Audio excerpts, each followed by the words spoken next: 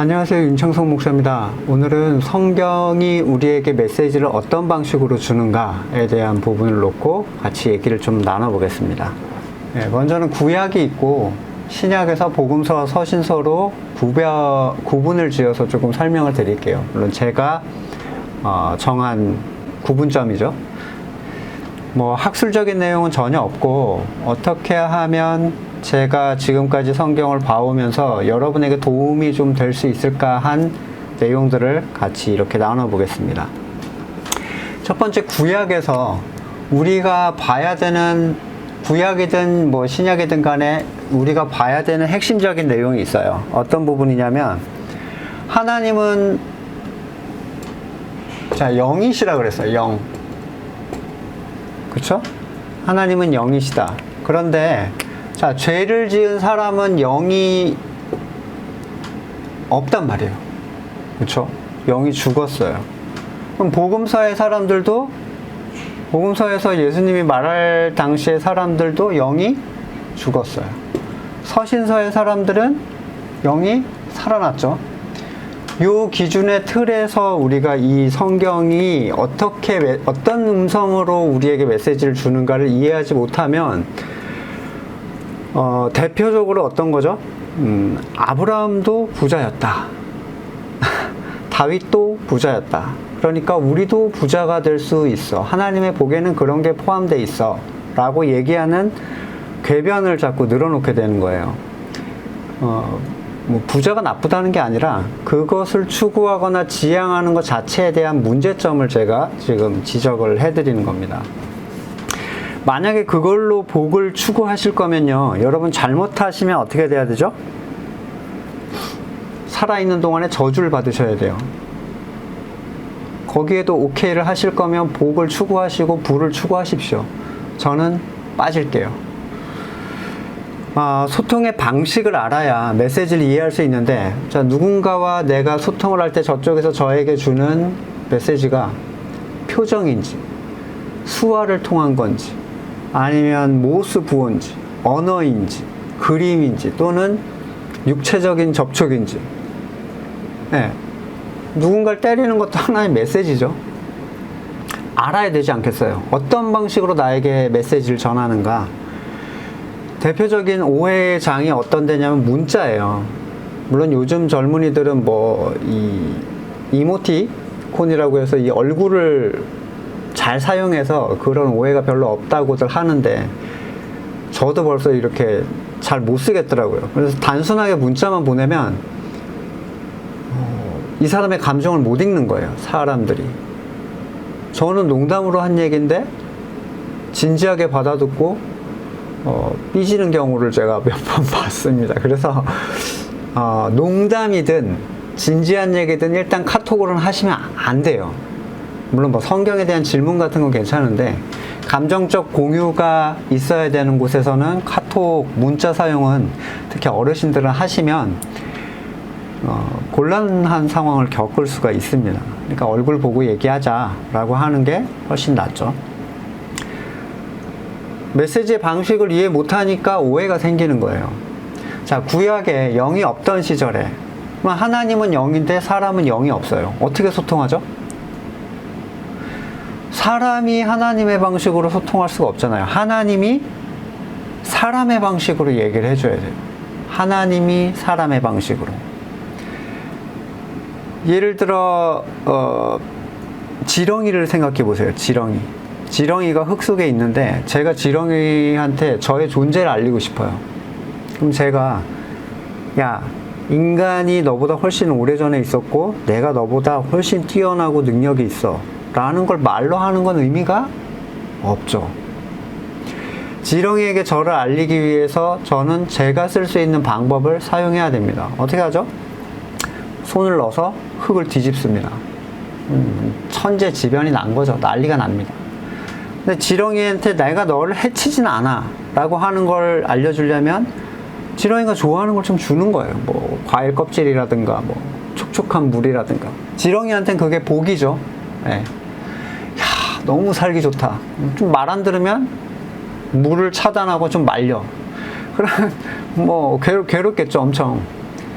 그렇게 함으로써 다른 존재가 있다는 거를 드러내줄 수 있어요. 뭐 그렇게 한다고 해서 얘가 알 수 있을지 모르겠어요. 저에 대해서. 제가 막 땅을 파헤짓고 또는 물을 주고 먹을 것을 주고 잘 살게 해준다고 해서 얘가 저를 알 수가 없어요. 다만 엄청난 존재가 있구나. 이거 뭔가 뜻대로 안 되니까 이거 두드려 맞는데? 이런 식의 인지죠. 그래서 구약에 있던 사람들은 실제적이었어요. 실제적이라는 건 뭐냐면, 물론 이쪽도 다 실제적이지만 삶과 생활 속에서 세상에 속한 사람들이 알아들을 수 있는 정도의 메시지였단 말이에요. 나에게 잘 따라와? 나를 잘 따라오면 복을 줘. 복을 주는데 여러분, 영적 복을 주면 알아들을 수 있어요, 없어요? 영이 없는데. 영적 복 자체가 의미가 없죠. 그럼 택한 백성이 살아있지가 않았잖아요. 예수님 당시에도 다 죽어있는 사람들이었어요. 그럼 택한 백성이 하나님의 존재를 알려면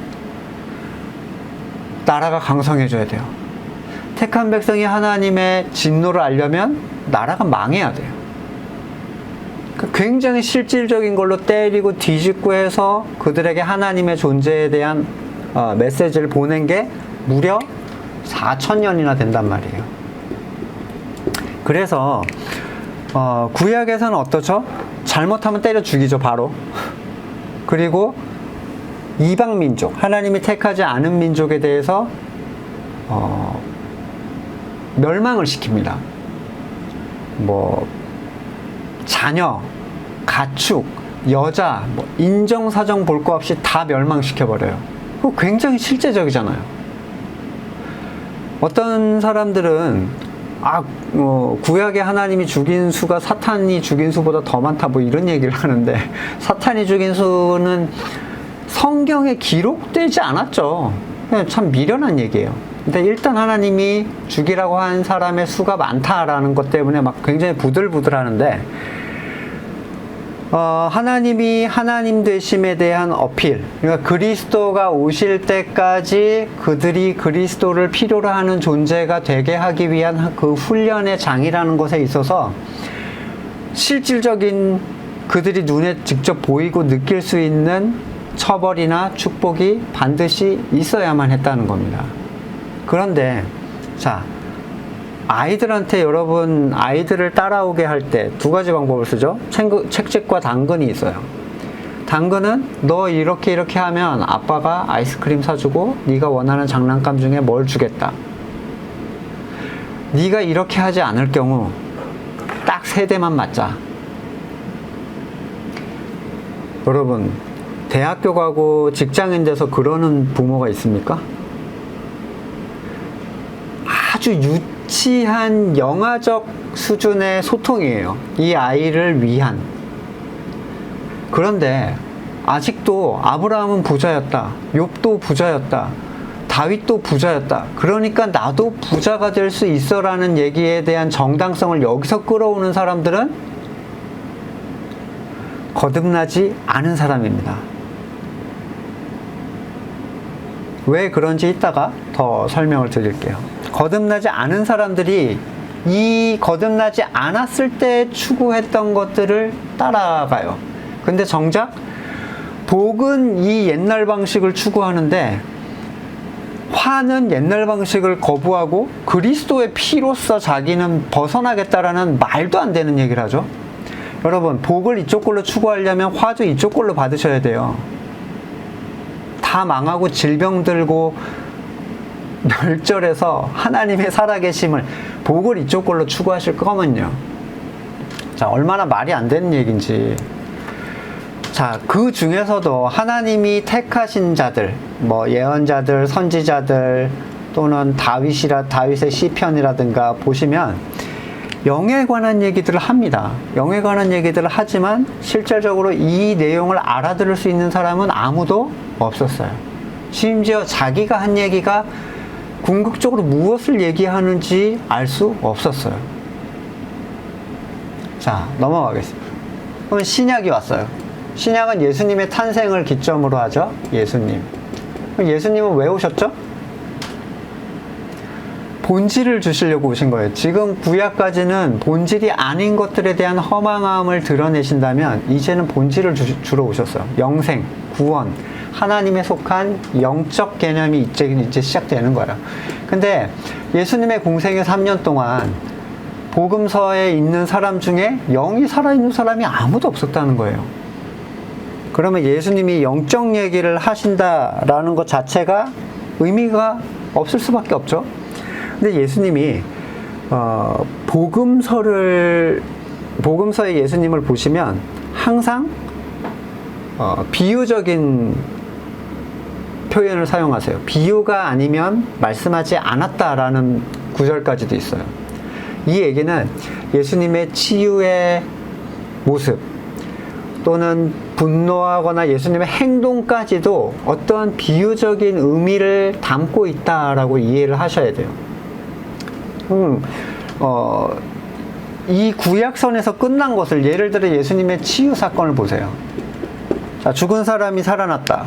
그러면 이 죽은 사람의 부활, 나사로나 야이로의 딸이나 뭐 이렇게 살아난 사람들을 보고 우리는 야, 우리도 죽었다 살아날 수 있겠구나를 육체적 개념으로 이해할 수는 없어요.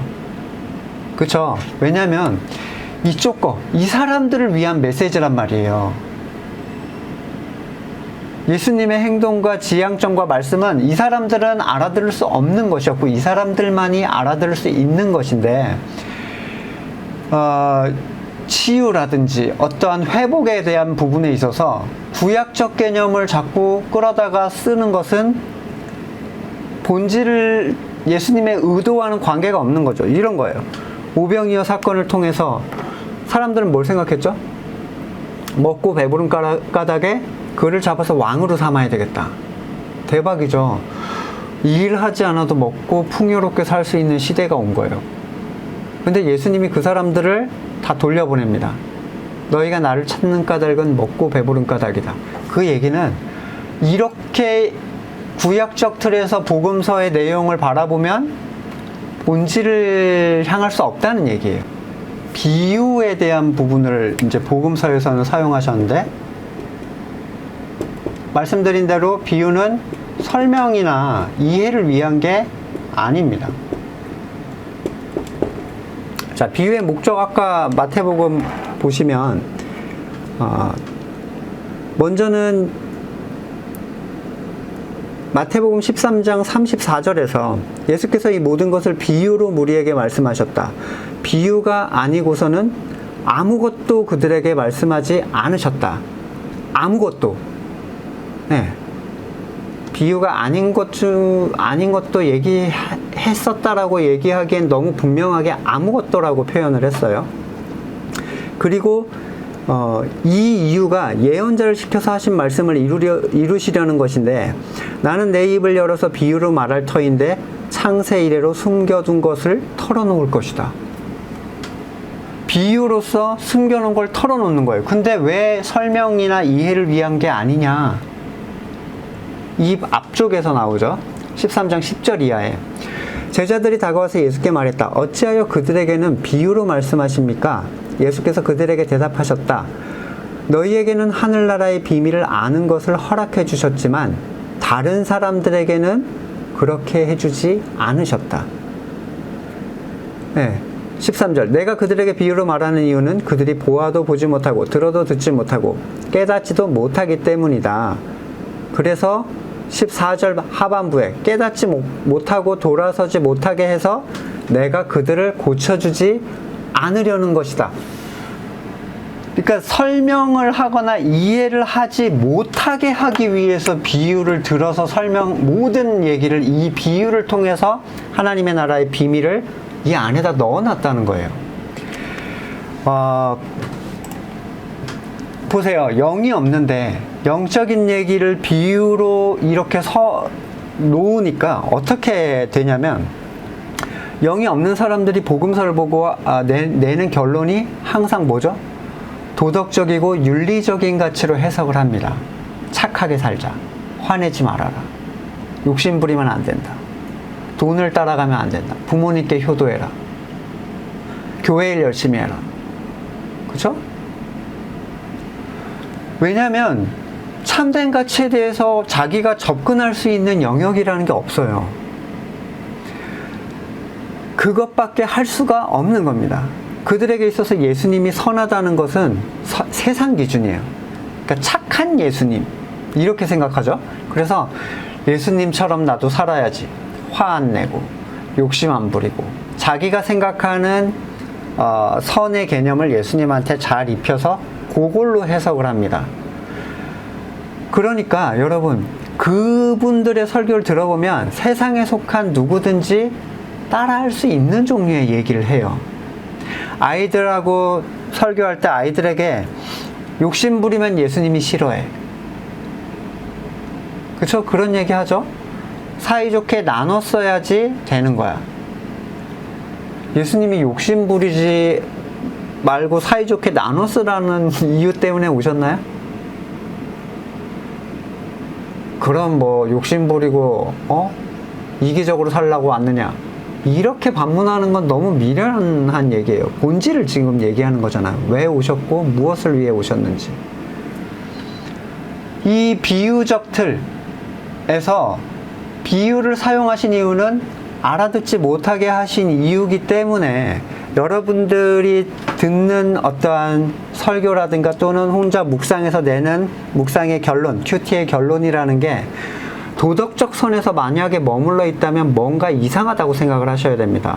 왜냐하면 성경은 도덕을 얘기하지 않아요.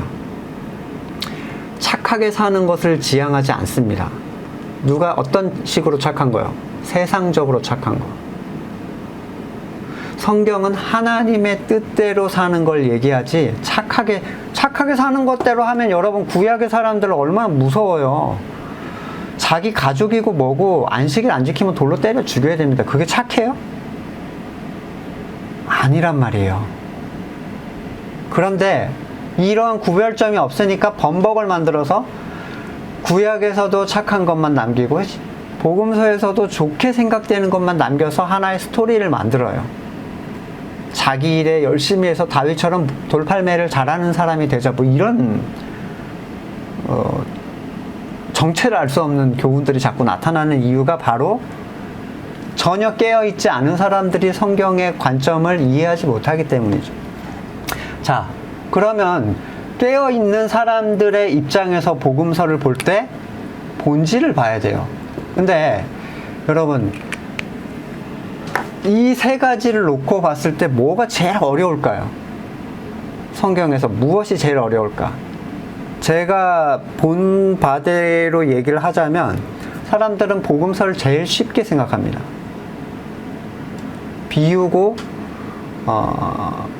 간단해요. 복잡한 내용이 없어. 그리고 구약처럼 실제적이지만 이해할 수 없는 그런 영역이 별로 없어요. 그래서 다 그런 걸 잘라내고 착하게 살자로 풀어냅니다. 근데 보세요. 구약은 영적 세계로 들어가기 전에 초벌이란 말이에요. 정말 무식한 방법으로 네 언어로 내가 나를 드러내는. 그럼 사실은 구약이 제일 쉬워야죠. 세상에 속한 사람조차도 구약이 제일 쉬워야지 정상이에요. 그 다음에 자, 서신서는 뭘 얘기해요?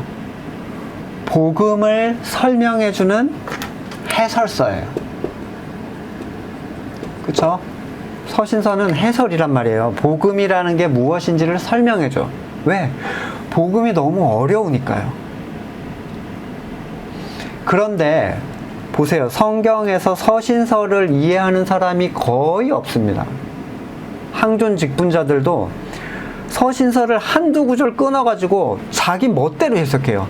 성경 전체에 대한, 예를 들면 여기는 지금 영이 살아난 사람들이잖아요. 그러면 하나님이 하나님의 음성으로 그에게 직접 깨닫게 해줘요. 전에 영육혼에 대한 설명을 하면서 직관이라는 것은 영이 살아난 사람들에게 하나님의 음성을 하나님이 직접 쏴주는 걸 얘기해요. 그거는 여러분 아무개야 일로 가라 이런 거 얘기하는 게 아니라 성경이 무엇을 말하는지를 성령이 깨닫게 해준다는 거예요. 보세요. 요한 1서 2장 27절에 너희는 주께 기름 받은 바 기름 부음이 너희 안에 거하나니, 성령 얘기하죠. 아무도 너희를 가르칠 필요가 없고 오직 그의 기름 부음이 모든 것을 너희에게 가르치며 또 참되고 거짓이 없으니 너희를 가르치신 그대로 주 안에 거하라. 영이 깨어있는 사람한테는 여러분 이런 실제적인 보고로 그거를 자꾸 얘기할 필요가 없어요. 그냥 영이 알게 해줍니다. 오직 거듭난 사람만요. 오직 거듭난 사람만. 여러분, 항존직은 둘째치고 목사님들도 이 얘기를 해주는 목사님을 찾아보기가 흔치 않아요. 온통 번영주의. 네가 잘하면 복을 받을 것인데 네 가정에 문제가 있어? 하나님이 해결해줘. 네 재정에 문제가 있어? 하나님이 해결해줘. 너 교회 안 나오고 11조 안 내면 하나님이 두드러 패서 널 망하게 할 거야. 기가 막히죠? 서신서는요, 영이 거듭난 사람이, 그러니까 그리스도의 보혈의 가치와 영원한 생명에 대한 소망이 있는 사람들이 성령에 의해서 바라볼 수 있는 얘기를 직접적으로 하는 거예요. 직접적으로. 그러니까 성경에서, 서신서에서 사람들이 제일 어려워하는 부분이 뭐냐면 무엇을 하라 이런 거는 별로 안 어려워요. 항상 기뻐하라, 쉬지 말고 기도하라, 범사에 감사하라. 이거를 어떻게 하냐면 본질을 모르니까 항상 웃는 척해요. 쉬지 말고 맨날 기도의 시간을 늘려. 범사에 감사합니다, 감사합니다, 감사합니다 이러고 있어요. 거듭나지 않았으니까 그러는 거예요.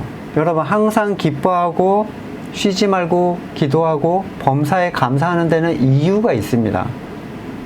그 상황을 이끌어내는 변치 않는 동기가 그 안에 분명히 있어요. 이런 것이 너희가 그렇게 할 수 있는 힘을 주는 거야. 너희가 얻은 것이 무엇인지, 그리스도의 보혈을 통해 얻은 그 가치가 무엇인지를 안다면 그렇게 할 수밖에 없어. 그게 거듭난 자의 삶이야 라고 얘기하는 건데, 안 되니까 하나만 보는 거예요. 결국에 어떻게 되냐면 앞에 그리스도의 보혈로서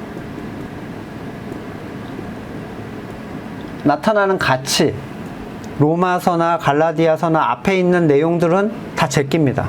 그 얘기가 그 얘기 같고 뭐가 뭔지 모르겠어요. 그러니까 하나만 찾아요. 서신서에선 이쪽이나 이쪽이나 이쪽이나 다 이쪽 개념으로 봅니다.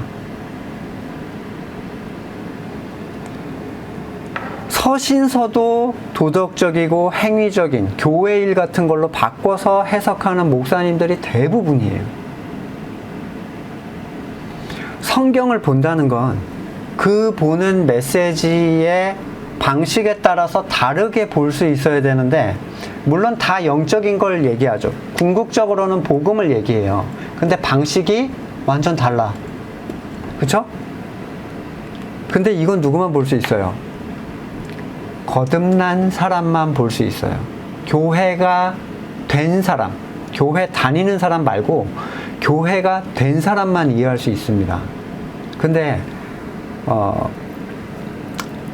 아직 거듭나지도 않은 사람들한테, 여러분 일반적으로 교회를 가면요, 교회 다니고 직분 얻고 몇 년 되면 다 거듭났네, 주님의 형제네 이렇게 얘기해요. 그의 회심 여부와 관계없이. 그리고 그러한 도덕적인 설교를 늘어내고, 도덕적인 설교니까 이해할 수 있잖아요. 아, 착하게 살아야지, 화내지 말았어야 되는데 뭐 이런 거. 아이들한테도 앉혀놓고 야, 서로 양보하면서 이렇게 저렇게 살아. 여러분, 아이들이 태어나서 교회 데려가면 걔가 거듭납니까? 유아 세례 주면 걔는 거듭난 거예요? 신앙 고백이 있습니까? 지금의 교회는요, 마치 만들어 놓은 틀을 유지하기 위해 돌리는 교회같이 돼버렸죠. 근데 성경은 그걸 얘기하지 않아. 그러니까 보세요, 이해할 수도 없고 복잡해요. 뒤범벅이 됐어요. 그러니까 사람들이 어떻게 하죠? 말씀을 다 제낍니다. 말씀이 하나도 없는 상태예요. 뭘 아냐면 스토리는 알아요. 다윗이 물맷돌 던진 스토리, 예수님이 무리를 걷는 스토리. 서신서에는 스토리가 있어요, 없어요? 없죠. 그러니까 기억에 남는 게 제로예요. 서신서는 아는 게 없고, 여기 성경에 있는 내용들은 스토리는 좀 알아. 여러분, 스토리는 반복하는 게 의미가 없잖아요. 예수님이 무리를 걷는 스토리를 반복을 몇 번이나 하실 거예요. 그러니까 어때요? 목사님 설교 제목 보고 아, 무슨 얘기할지 뻔히 알아, 이렇게 얘기하는 거예요. 그러니까 오래된 신자들은 말씀의 자리를 앉는 게 아니라 나가서 일을 합니다. 그 시간에 주방에 들어가고 자기 저 행정 업무 보고 다 이래요. 장로님들이. 왜요? 성경의 의미가 없으니까요. 비참한 현실이죠. 정말 비참한 현실인데, 말씀을 볼 때 이 사람들의 상태가 어땠는지, 그리고 여기에 감추어진 것들이 과연 여기서 어떻게 설명이 되고 있는지를 이해할 수 없는 상태에서 보는 성경은 여러분에게 의미가 없습니다. 여러분, 말씀조차도 율법화돼서 성경에는 능히 너를 구원할 지혜가 있다 이러죠. 그러니까 거듭나지도 않은 애를 말씀 안에 넣어놓으면 걔가 살아날 수 있어요? 말씀을 누구를 살리는 하나의 도구로 사용하려고 하죠. 능히 구원에 이르게 하는 지혜가 있게 한다라는 그 얘기는, 여러분, 거듭난 사람들이 종말론적인 구원에 향하여 나아갈 수 있게 만드는 것을 얘기하는 거지, 설교 자리에 맨날 앉아있으면 언젠가 거듭나게 된다 이 얘기를 하는 게 아니란 말이에요. 얘기가 좀 길어져서 잘라야 되겠는데, 성경을 보실 때 도덕적이고 윤리적인 수준에서의 성경의 해석이라면 여러분, 뭔가 이상한 겁니다. 뭔가 수정해야 될 필요가 있는 거예요. 첫 번째는 여러분이 아직 성경의 본질을 이해할 수 없는 상태라는 거고, 두 번째는 그 이유 때문에 회개가 촉구된다는 사실. 네. 중요하죠. 말씀이 중요하다 하는데 와가지고 맨날 하는 건 뭐예요? 예배 자리에서 설교 들으라고 하는데 설교에서는 맨날 도덕적 얘기. 여러분들이 성경을 놓고 성경만을 가지고 깨달아서 정말로 성령이 깨닫게 하시는 그 가치로 이 말씀을 바라볼 수 있는가를 생각해 보세요. 아, 나는 말씀을 놓고는 모르겠어. 그래서 설교 자리만 열심히 찾는 분들도 있어요. 설교 자리가 나쁘다는 게 아니에요. 물론 하나님이 말씀을 주셔서 깨닫게 하고 가르치는 자들도 있지만, 스스로가 말씀 앞에 앉아서 아무것도 도덕적 교훈 같은 거 말고는 아무것도 얻어내지 못한다면 비참한 일 아니겠습니까? 여러분의 상태와 또는 선포되는 말씀이 과연 바르게 선포되고 있는가를 여러분 구별하실 수 있어야 됩니다. 내 양은 내 음성을 듣는다. 내 음성이 아닌 것은 들으면 도망간다. 음성이 아닌 것을 듣고 한없이 앉아있는다는 것 자체는 상한 음식을 계속 먹으면서 버티겠다는 얘기랑 다를 바가 없어요. 여러분의 말씀이 여러분에게 끼치는 영향과 그 관점들에 대해서 한번 더 여러분 돌아보실 수 있기를 소망합니다. 다음 시간에 뵙겠습니다.